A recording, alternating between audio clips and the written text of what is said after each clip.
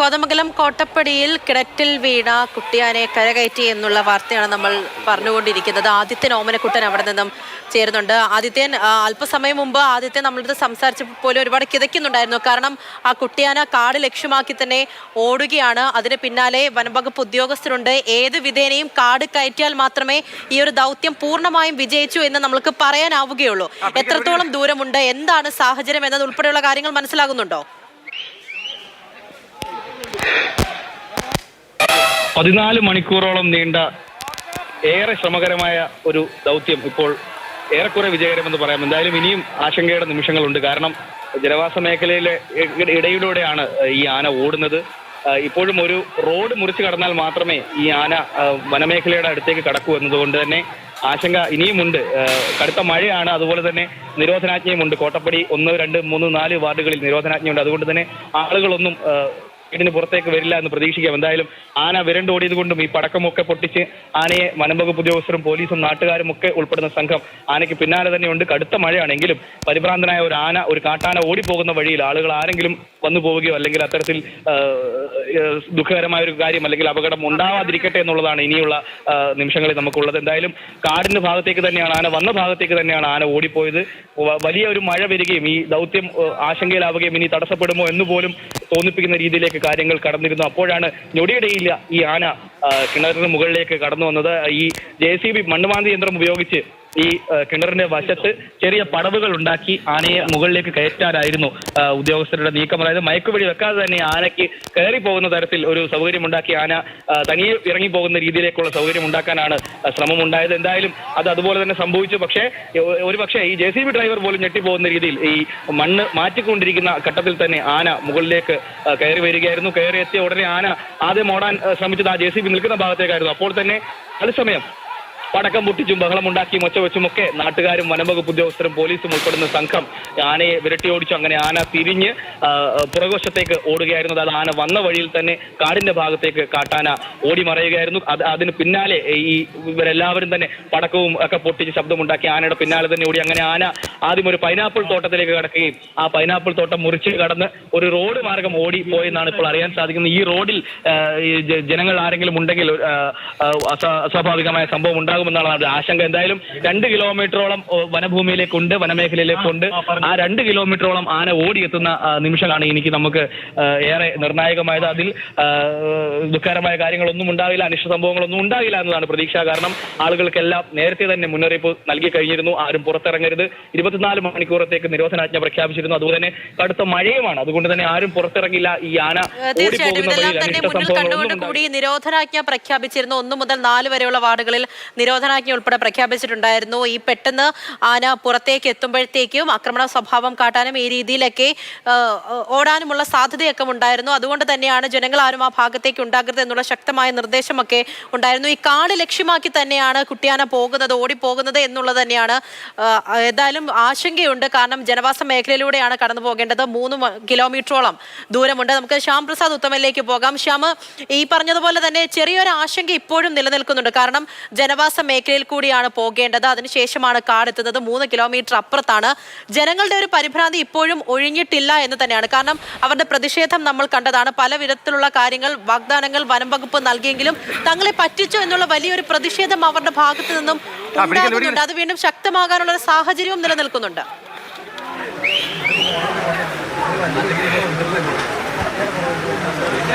നിലവിൽ ഇപ്പോൾ ഉന്നത പോലീസ് ഉദ്യോഗസ്ഥരടക്കം വന്നിട്ടുണ്ട്. അവരെ ഉൾപ്പെടെ ഇവിടെ തടഞ്ഞു വെക്കുന്ന ഒരു സമീപനമാണ് പ്രദേശവാസികളുടെ ഭാഗത്ത് നിന്ന് ഉണ്ടായിട്ടുള്ളത്. അതായത് ഈ ആനയെ മയക്കുവെടി വെച്ച് ഇവിടെ നിന്ന് മറ്റൊരു കാട്ടിലേക്ക് മാറ്റാം എന്ന ഉറപ്പായിരുന്നു ആദ്യഘട്ടത്തിൽ ഇവിടുത്തെ നാട്ടുകാർ കൊടുത്തിരുന്നത്. ആ ഉറപ്പ് ഇവിടെ ലംഘിക്കപ്പെട്ടു എന്നാണ് നാട്ടുകാർ പറയുന്നത്. തങ്ങളെ കബളിപ്പിച്ചാണ് ഇത്തരത്തിൽ ആ മഴയുടെ സമയത്ത് ഇവർ ഈ കിണർ പൊളിച്ച് ഈ ആനയെ കാട്ടിലേക്ക് കടത്തിവിടാൻ ശ്രമം നടത്തിയതെന്നാണ്. ഈ ആന തിരികെ പോയാലും ഈ ജനവാസ മേഖലയിലേക്ക് തന്നെ എത്തും എന്ന് തന്നെയാണ് ഈ നാട്ടുകാർ പങ്കുവയ്ക്കുന്നത്. നമുക്ക് അവരോടൊക്കെ തന്നെ ചോദിക്കാം. ചേട്ടാ, ഈ നിങ്ങളെ പറ്റിച്ചു എന്നാണ് പറയുന്നത്? തീർച്ചയായിട്ടും ഞങ്ങളെ പറ്റിച്ചിരിക്കുകയാണ്. RDO നമുക്ക് പൂർണ്ണമായിട്ട് ഉറപ്പ് വന്നതാണ്. RDOയും MLA-മാരും DFO സഹിതം ഈ ആനയെ ഇവിടുന്ന് മാറ്റിക്കളയാം, മയക്ക് വെച്ചു വെച്ച് അത് നടന്നിട്ടില്ല. ഇത് മഴ പെയ്തപ്പോൾ അതീവ രഹസ്യമായിട്ട് ഫോറസ്റ്റും RDOയും ഒത്തുകളിച്ചാണ്. RDO ആശയം ഉണ്ടാകിറങ്ങിപ്പോയി. നിങ്ങൾക്കുള്ള ആശങ്ക എന്താ? ഞങ്ങളുടെ ആശങ്ക ആന വീട് നാളോടെ വരും. ആന വന്നാൽ ഞങ്ങളെ വീണ്ടും ശല്യം, ഞങ്ങളെ കൊല്ലും ആന. ഇതുപോലെ ആന വീണ്ടും വരും. ആ ആന സ്ഥിരം ശല്യക്കാരനാണ്. ആന ഞങ്ങൾ ചുള്ളിക്കൊമ്പെന്ന ആനയെ വിളിക്കുന്നത്. ഈ ആന ലൈറ്റ് അടിച്ച് ആന ഓടി വരും. ഈ ആന വീണ്ടും ഇവിടെ ജനങ്ങളെ കൊന്നിരിക്കും. അതിന് ഒരു മാറ്റമില്ല. അതുപോലത്തെ ഒരു ആനയത്. അപ്പോൾ ഫോറസ്റ്റ് ഡിപ്പാർട്ട്മെൻറ്റ് ചെയ്യുന്നത് അതിഘോരമാണ്. അതിനെ RDO സപ്പോർട്ട് ചെയ്തു. RDO ഇവിടെ 150,000 പ്രഖ്യാപിച്ചില്ലെങ്കിൽ ഇവിടെ ജനങ്ങളുമായിരുന്നു. ജനങ്ങൾ പേടിച്ച് പോയതാ. ജനം ഈ നടക്കില്ലല്ലോ. ജനം ഉള്ളപ്പോൾ പോലീസ് ഒത്തുവാഴ്ച ചെയ്തുകൊണ്ടാണ് സംഭവം നടന്നത്. അതുകൊണ്ടാണ് സംഭവിക്കില്ല. കാരണം ഞങ്ങളെ പൊട്ടന്മാരാക്കുമായിരുന്നു. ആന എന്നും ഇവിടെ ആശങ്ക സ്ഥിരമായിട്ട്. കാരണം ഞങ്ങളുടെ ചക്ക പോകുന്നു, ഞങ്ങളെ കെന്നിച്ചാടുന്നു, വാഴ മൊത്തം കളയുന്നു. ഇവിടെ ഈ ഫെൻസിംഗ് ഒക്കെ പ്രോപ്പറായിട്ടാണ്. ഫെൻസിങ് അല്ലല്ല, വനംവകുപ്പിന്റെ ഫെൻസിങ് വരും പരാജയം. അവിടെ സോളാർ ഫെൻസിങ് ഇല്ല, ബാറ്ററി പോക്കില്ല. ഇത് ഇന്നലെ സ്വകാര്യ വ്യക്തിയുടെ സോളാർ ഹാങ്ങിങ് ഫെൻസിങ് പൊളിച്ചാണ് ആന വന്ന് കയറിയത് രാത്രി 10:00. ഈ ആനയാണ് ഈ കുഴിയിൽ വീണത്. അപ്പം തികച്ചും പറഞ്ഞാൽ ഫോറസ്റ്റിൻ്റെ ഭാഗത്തും ആനയുടെ ഭാഗത്തും തികച്ചും വീഴ്ച വന്നിട്ടുണ്ട്. അതിന് യാതൊരു മാറ്റമില്ല.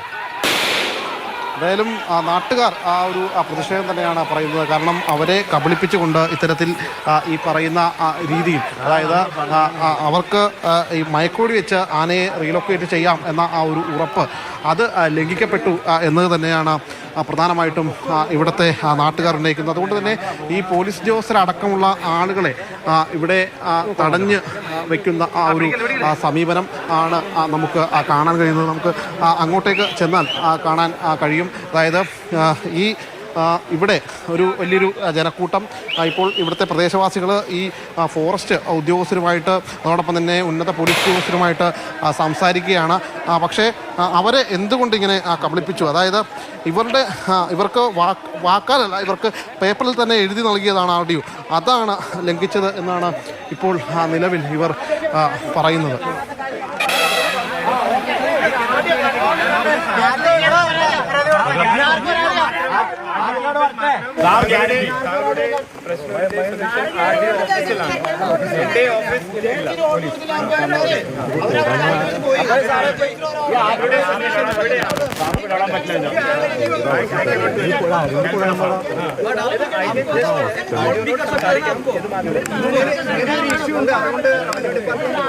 നാട്ടുകാരുടെ പ്രതിഷേധം അത് ശക്തമായി തന്നെ അവർ ഉദ്യോഗസ്ഥർക്ക് മുന്നിൽ പ്രകടിപ്പിക്കുകയാണ്. കാരണം മയക്കുവെടി വെച്ച് ആനയെ മറ്റിടത്തേക്ക് മാറ്റും എന്നതുൾപ്പെടെയുള്ള ഉറപ്പുകൾ എന്ന രീതിയിൽ എഴുതി തന്നെയാണ് ഉദ്യോഗസ്ഥർ അവർക്ക് മുന്നിലേക്ക് നൽകിയത്. പക്ഷെ അതൊന്നും പാലിക്കപ്പെട്ടിട്ടില്ല.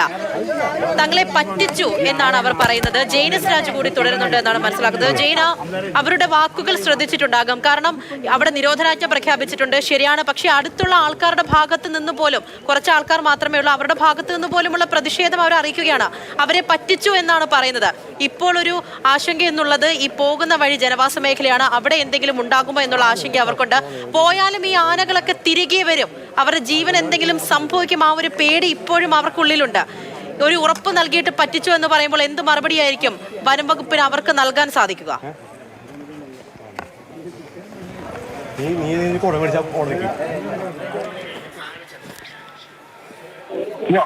ചെയ്തിരുന്നത്. കാരണം ഇതിപ്പോൾ തൽക്കാലത്തേക്ക് ഈ പ്രശ്നം പരിഹരിക്കപ്പെട്ടു. കിണറ്റിൽ കിടക്കുന്ന ആനയെ ആളുകളുടെ പ്രതിഷേധമൊക്കെ മറികടന്ന് മറ്റു കുഴപ്പങ്ങളൊന്നുമില്ലാതെ ആനയെ കരയ്ക്ക് കയറ്റി വിട്ടു എന്നത് തീർച്ചയായിട്ടും ശരിയാണ്. പക്ഷെ ഈ ആന പോകുന്നതിനിടയിൽ ഏതെങ്കിലും രീതിയിലൊരു അപകടമുണ്ടായാൽ ആർക്കെങ്കിലും, പ്രത്യേകിച്ച് ഈ ആന ഏത് ഭാഗത്തേക്കാണ് ഈ ഓടുന്നതെന്ന് പറയാൻ കഴിയില്ല.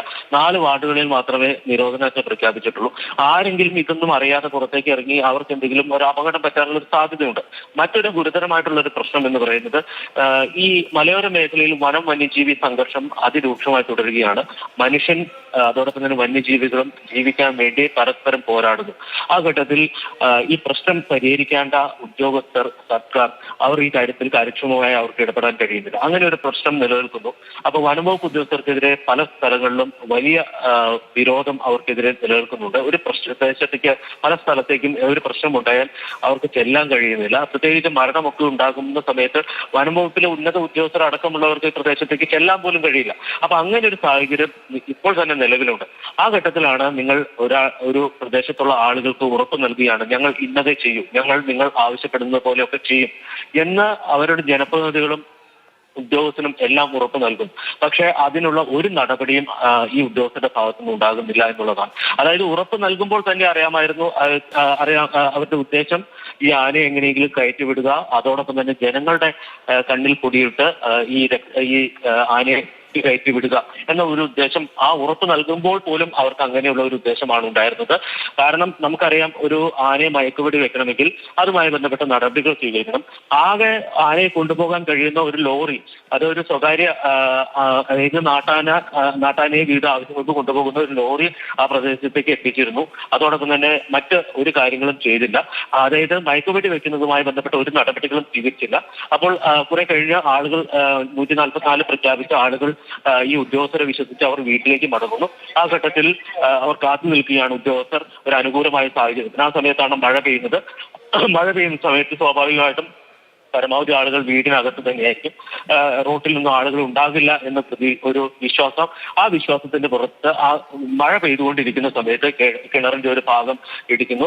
ആ ഇടിക്കുന്ന ഘട്ടത്തിൽ പൂർണ്ണമായും ആ ഇടിച്ചു മാറ്റുന്നതിന് മുമ്പ് തന്നെ ആന കരയ്ക്ക് കയറിയെത്തി എന്നുള്ളതാണ്. കരയ്ക്ക് കയറിയെത്തിയതിനു ശേഷം JCBക്ക് നേരെ ആന തിരിയുന്നു.